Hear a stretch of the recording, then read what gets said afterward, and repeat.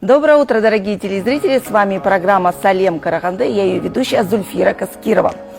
Хотела бы сказать, что сегодня мы работаем в прямом эфире. Вы также можете стать гостем нашей программы, позвонив по номерам телефонов, которые вы сейчас видите перед своими экранами. Задавайте свои вопросы или же расскажите, как началось ваше сегодняшнее утро.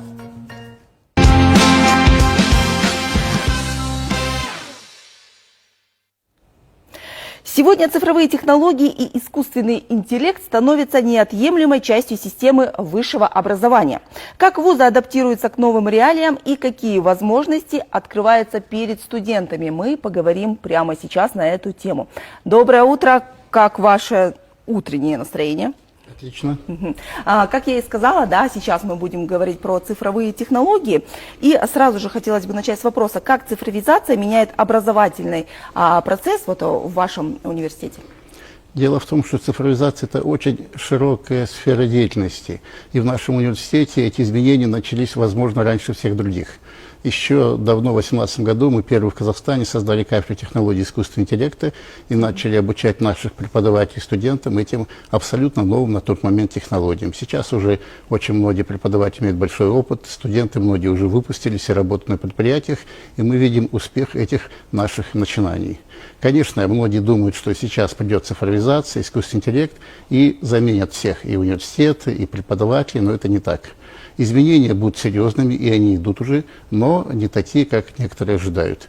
Дело в том, что человека заменить никто не может. Как в свое время компьютер думали, все заменит, роботы, потом думали искусственный интеллект, но без человека это невозможно. И в нашем университете цифровизация идет по очень жесткой программе. Мы приняли в программу цифровой трансформации до 2029 года, расписали этапы. И, честно говоря, зачастую опережаем, потому что жизнь неожиданная, появляются новые инструменты, психология меняется, и потому мы сейчас делаем такие вещи, которые буквально год или два назад не ожидали. Во-первых, у нас идет общее управление через программу чат Кариу бот, который позволяет отвечать на любые вопросы. Пока это 10 направлений, и абитуриенты, их родители, студенты могут запрашивать вопросы хоть по приемной комиссии, хоть по навигации, вопросы комплаенса, вопросы расписания. Все это делается автоматически, и участие сотрудников не требуется.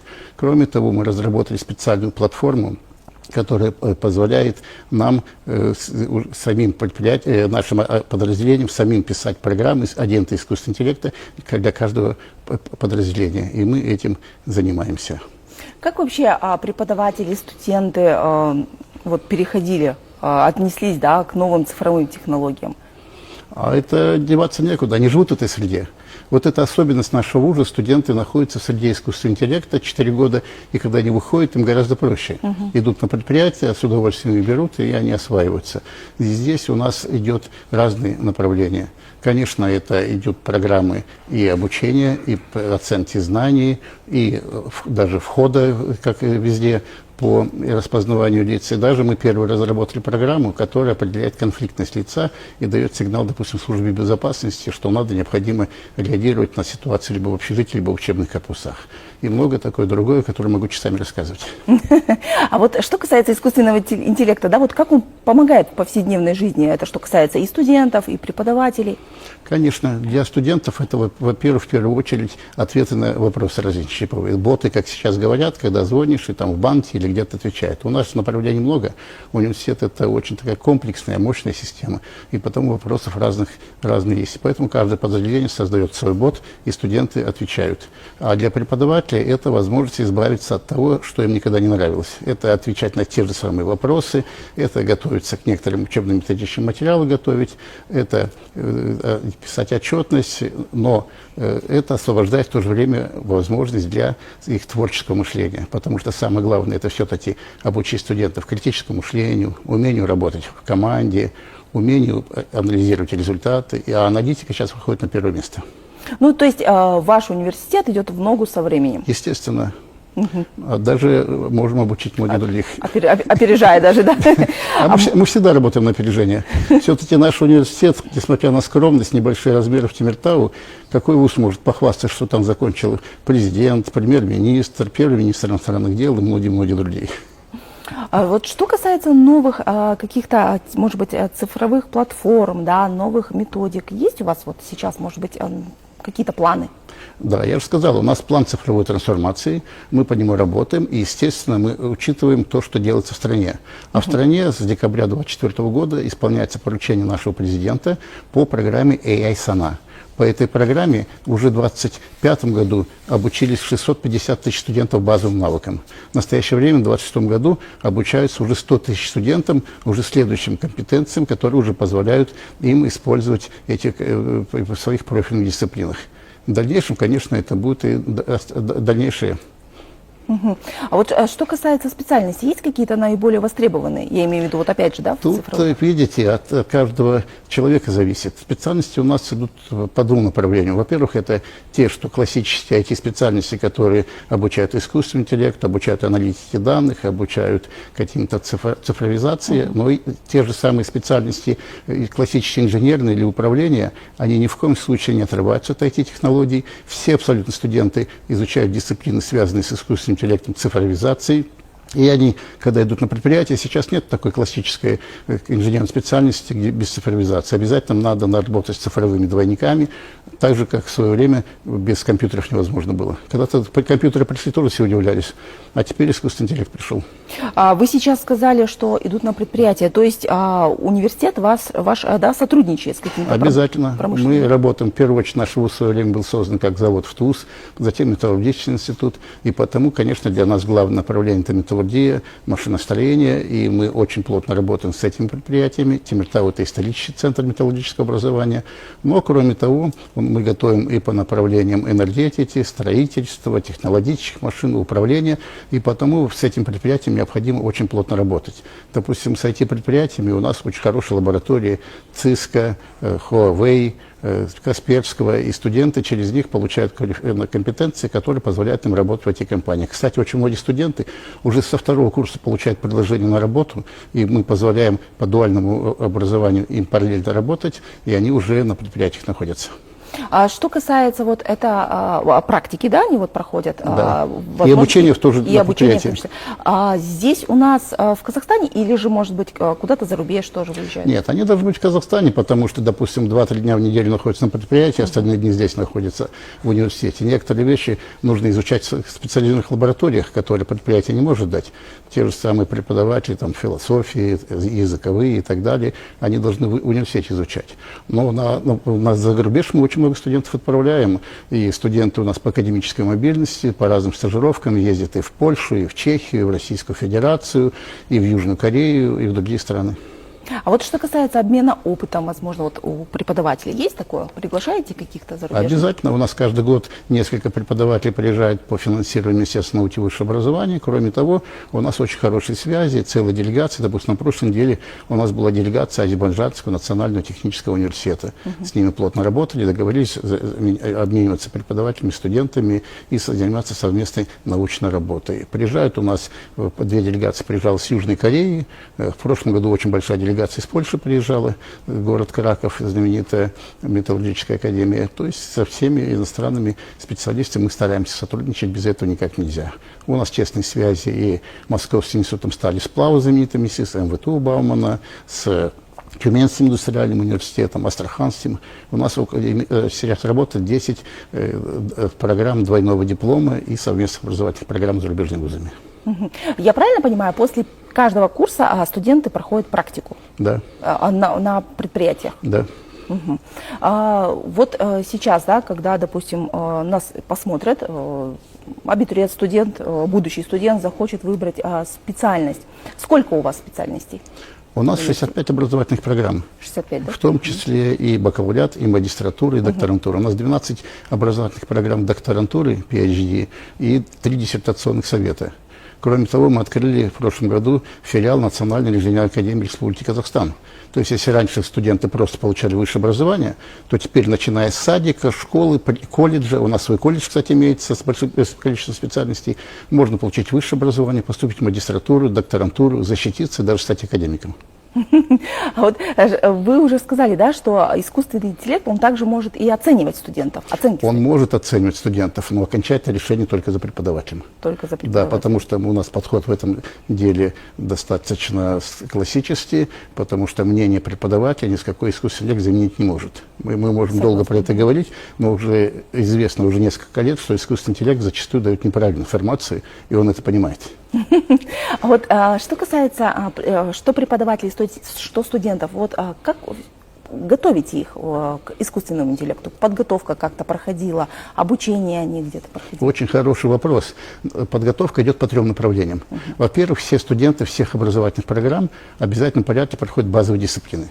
Если когда-то у нас была ИКТ-технология, то сейчас, кроме ИКТ-технологий, у нас дисциплина искусственного интеллекта.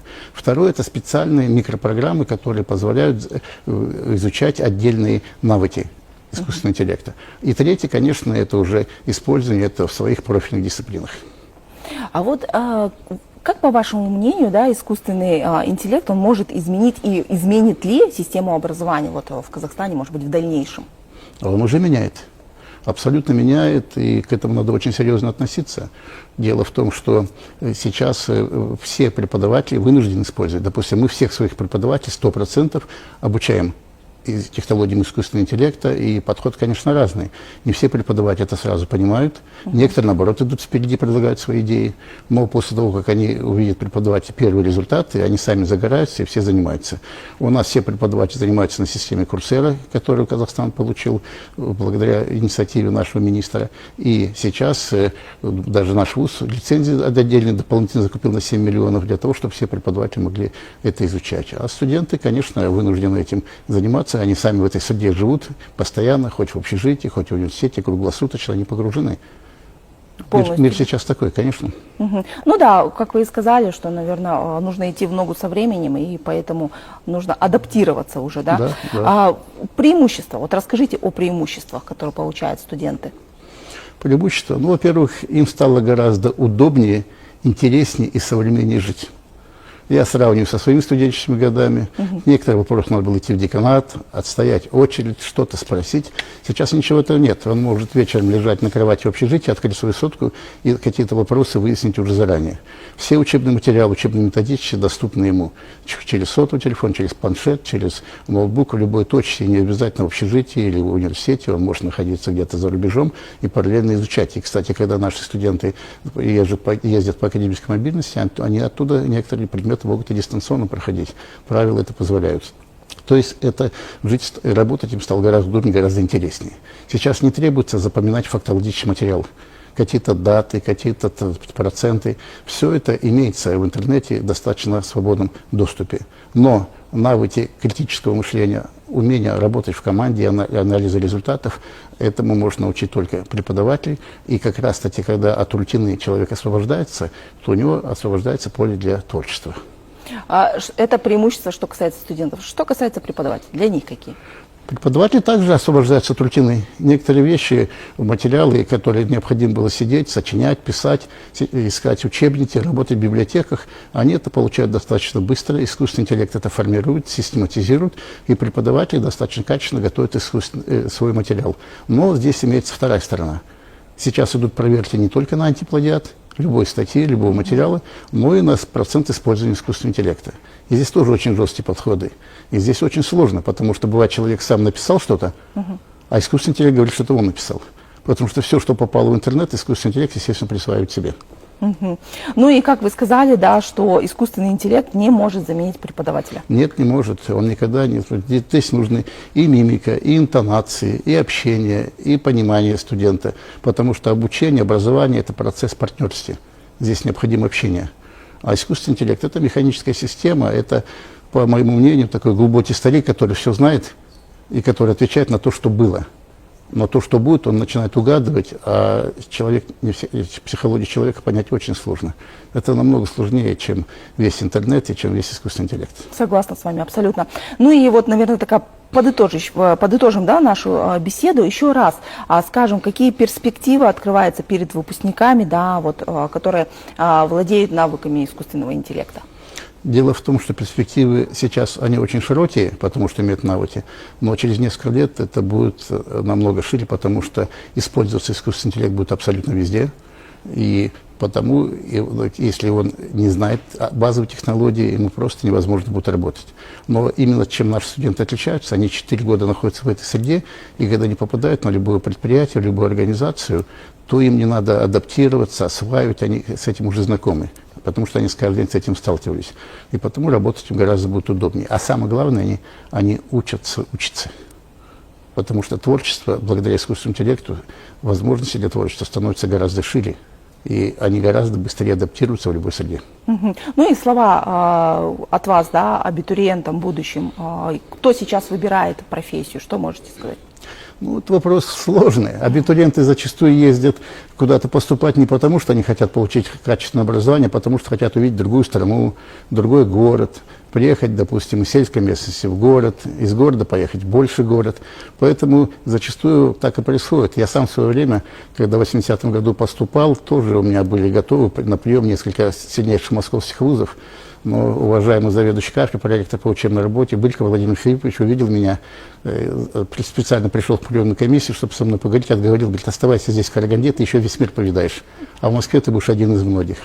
И потом, когда я поступил, он меня поставил старостой под горной автоматикой 80-й год, затем, когда я заведующим кафедрой через 17 лет стал, первый пришел, поздравил, и тогда я понял, что нужно смотреть, во-первых, свои возможности, во-вторых, какое ты образование получишь и где ты будешь работать. И не всегда далекая страна, допустим, у меня дочка закончила Шанхай с отличием, шанхайцы финансовые, но она говорит, что детей за границу не пустят, они здесь получат лучше хорошее образование, а потом весь мир повидают. Потому что это тоже сильный стресс, это очень сложно. И абитуриентам посоветовал бы, конечно, смотреть. Конечно, если хочет поехать в большой город, никто ему не запрещает, пускай едет. Но нужно смотреть на возможности, и имеется ли общежитие, имеется ли там, будет ли на платном учиться или на бюджете. Вот, допустим, в нашем университете огромное количество приезжает, и я этому рад, из Туркестанской области, из Кызылординской, из Мангистау, из Тараза, из Алматинской области, из-за рубежа многие приезжают. Они считают, что Темиртау им интересно, им это там нравится. Спасибо большое за интересную, а самое главное, познавательную беседу. Спасибо огромное. Дорогие телезрители, наш прямой эфир продолжается. Увидимся с вами после музыкальной паузы.